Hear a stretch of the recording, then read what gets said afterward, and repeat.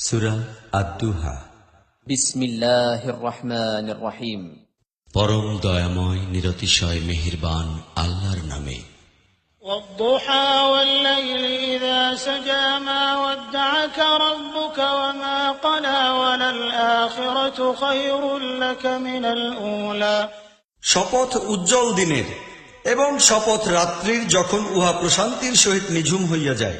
হে নবী, তোমার রব তোমাকে কখনোই পরিত্যাগ করেন নাই, না তিনি অসন্তুষ্ট হইয়াছেন। নিঃসন্দেহে তোমার জন্য পরবর্তী অবস্থা প্রথম অবস্থার তুলনায় উত্তম ও কল্যাণময়।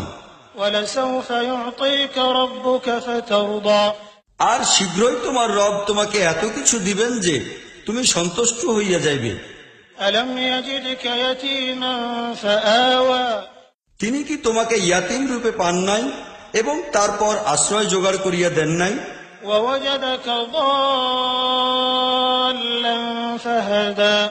তিনি তোমাকে পথহারা রূপে পাইয়াছেন, অতঃপর পথনির্দেশ দান করিয়াছেন। ووجدك عائلا